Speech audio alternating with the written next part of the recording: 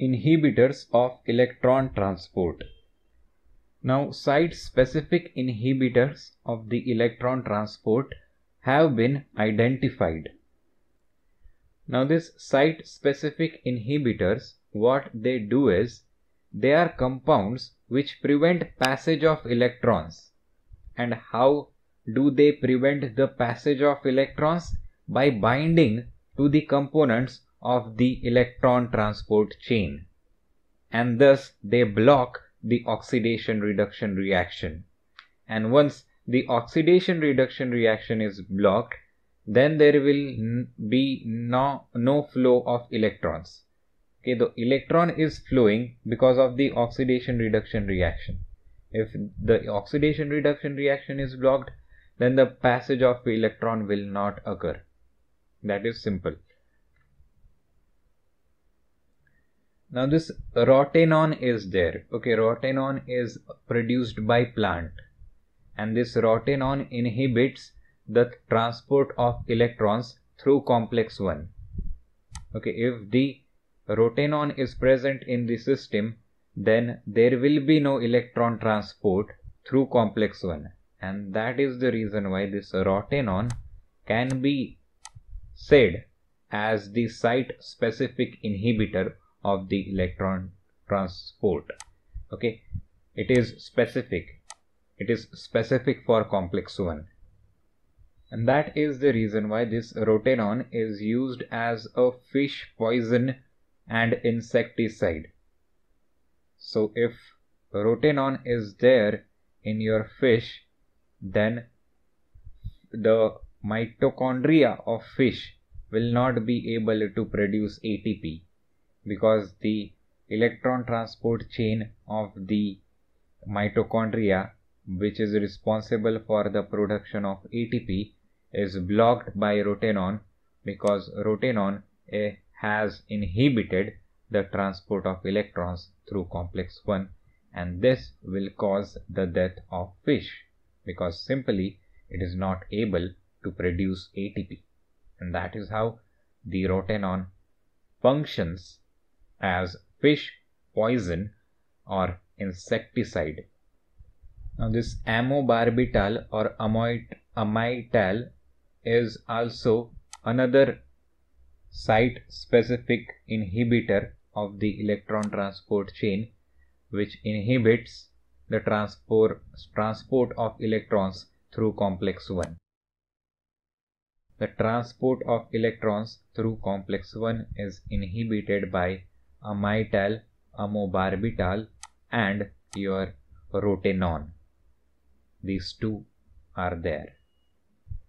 Now this pyridine A is an antibiotic, and this molecule also blocks the transport of electrons through complex 1, and it competes with coenzyme Q. Okay, pyridine A competes with coenzyme Q, and that is how pyridine A is able to block the transport of electrons through complex 1, and that is how it functions as an antibiotic. Okay, if pyridine A is present in the system, then the electrons from complex 1 will be received by pyridine A and not by coenzyme Q, and that is how the electron transport chain will be inhibited. Okay, this is competitive inhibition. Pyridine A is competing with coenzyme Q to take electrons from complex 1. Antimycin A is also an antibiotic which blocks the electron transport through complex 3. Okay, if antimycin A is present in the system, then there will be no transport of electron through complex 3. So this pyridine A and antimycin A, both of them are antibiotic, and they function as antibiotic by acting as an inhibitor of the electron transport chain. Okay, pyridine A is blocking electron transport through complex 1, whereas this antimycin is blocking the electron transport through complex 3. Now this cyanide, azide and carbon monoxide, if they are present in the system, then they will bind to complex 4 and this will inhibit the terminal transfer of electrons to the oxygen. Why electrons are not transferred to the oxygen?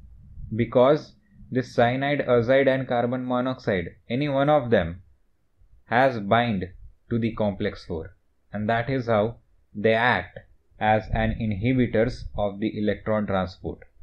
So if in the system if there is cyanide or azide or there is carbon monoxide, then the oxygen will not receive electron, and that is how there will be inhibition of the electron transport chain because of any of these three.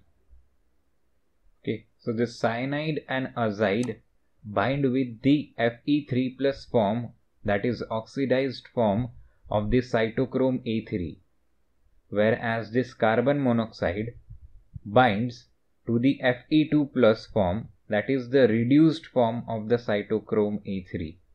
Okay, so to oxidized cytochrome A3, cyanide and azide will bind, and to the reduced cytochrome A3, carbon monoxide will bind, and by this binding, because of this binding, there will be inhibition of the transfer of electron to the oxygen in the complex 4. So this is how we can summarize the inhibitors of electron transport. Okay, electron transport start from NADH, then electron goes to coenzyme Q. Now this transfer is inhibited by rotenone.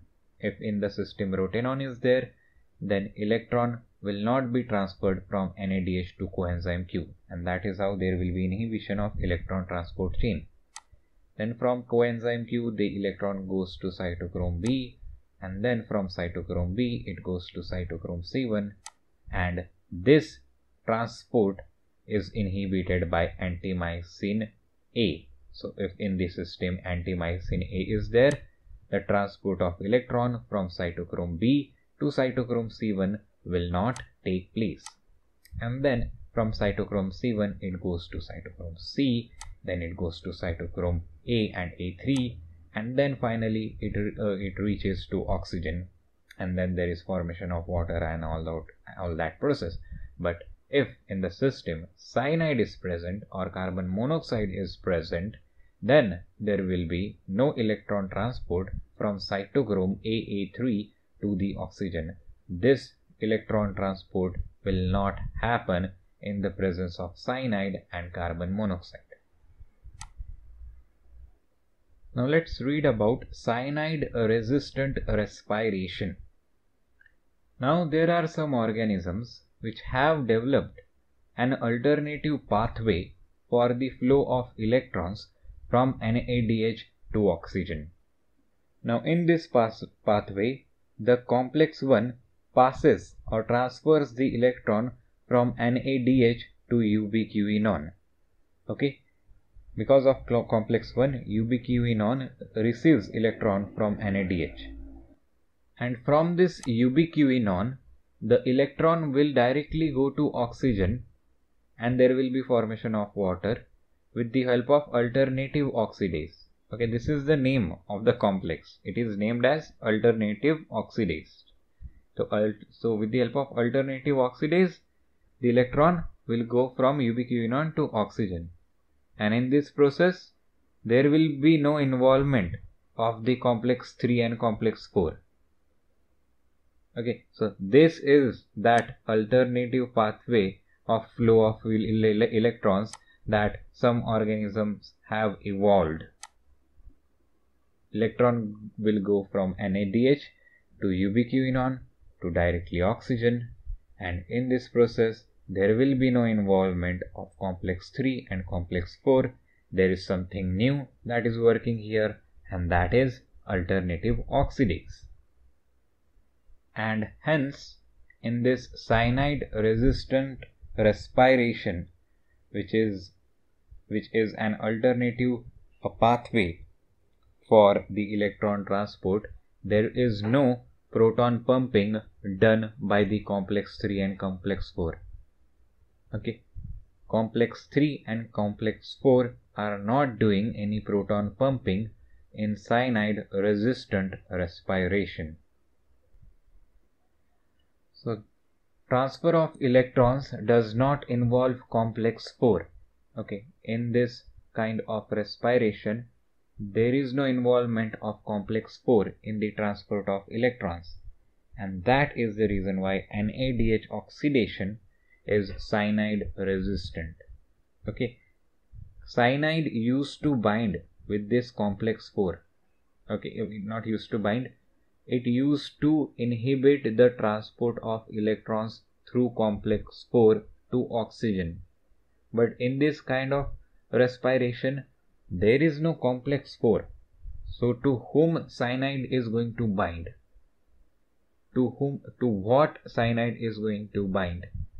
And simply because of that, this kind of respiration is cyanide resistant. That is the reason why this name is there, that cyanide resistant respiration. Now in this cyanide resistant respiration, most of the energy is not used for proton pumping. There is no involvement of complex 3 and complex 4. So whatever proton pumping complex 4 and complex 3 were doing is not happening. And that is the reason why most of the energy is dissipated as heat. And that is the reason why this cyanide resistant respiration is less productive. It is resistant to cyanide, but the amount of energy that you will get is very less.